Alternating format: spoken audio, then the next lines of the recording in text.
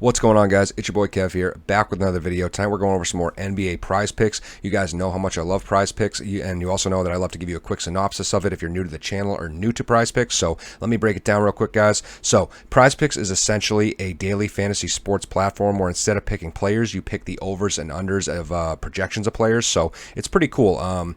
I'll give you guys a quick example. So we're looking at Gordon Hayward here at 37 points. So I can take the over of under in the, over or under of that, and then I can pair it with another player like Lamella or Grant, and 2, 3, 4, or 5 times. So it's kind of like a parlay. Obviously, the more risk you do, the more reward you get. My favorite aspect, as I bring up every video, is that you can do this between different sports as well. So I can take the over of Hayward at whatever he is, 37, switch over to NFL and take the over of Patrick Mahomes at 25.5. So it's pretty cool that we can do this, guys. I'm gonna maybe I'll do a first look of football too. I mean, obviously we have a ton of time until this game actually happens, but yeah, we'll maybe I'll do a first look on that and then maybe a final look too.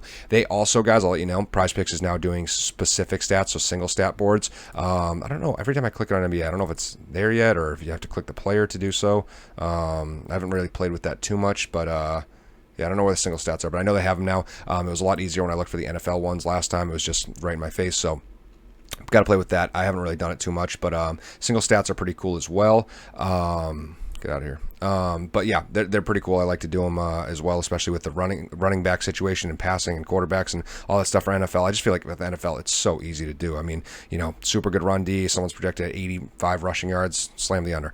But yeah, I like that. So let's get into these guys. And if you do like this video and you do sign up for PrizePicks, please use code DGF. It really supports the channel and helps us out a lot. And I'll tell you this, as I do every single time, guys, they're running a promo where if you deposit, whatever you deposit up to $100, they'll match 100%. So why not deposit the full 100? That's what I did. I mean, get $100 free money essentially. So yeah, let's get into these prize picks, guys. That's enough talking from me. So Gordon Hayward, yeah, I like the over of 37. Actually, if you know me and you watch these videos, you guys know I hate picking Hayward. Hate picking him for a long time, but I can no longer, harbor that hatred towards him.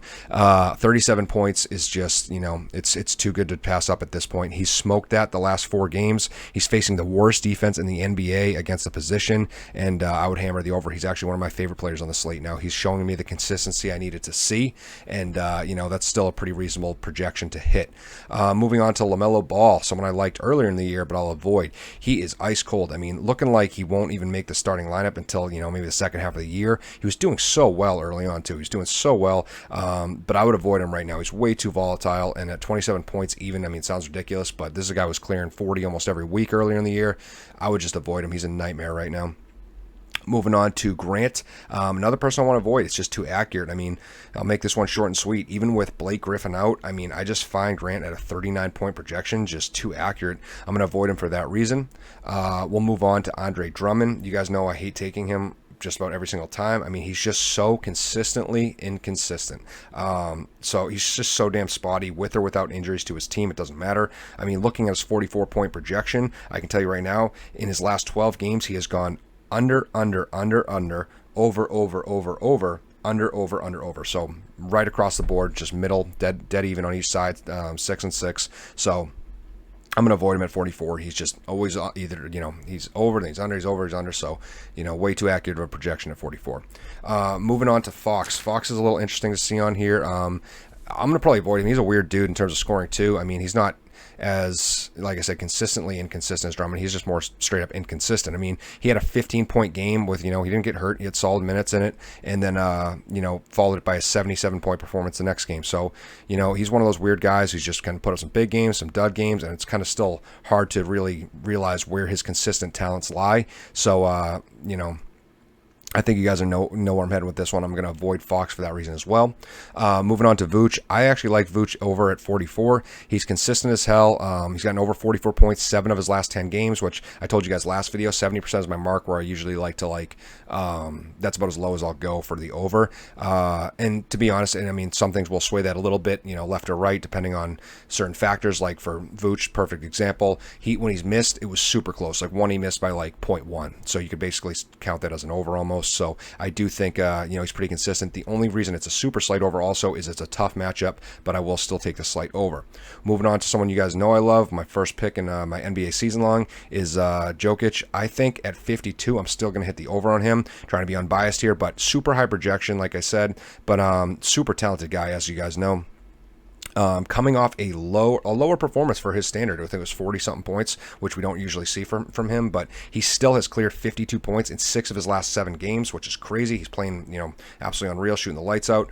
Tough matchup, though, against the number 2 defense against the position, so this will be a slight over on Jokic. If it wasn't a nasty defense, I would probably say hammer it, but, this is, that defense is going to, steer me a little clear. So we're looking at Bam for our last player here. Dragic is now a game-time decision, alongside the already out Jimmy Butler and Hero, as you guys probably know.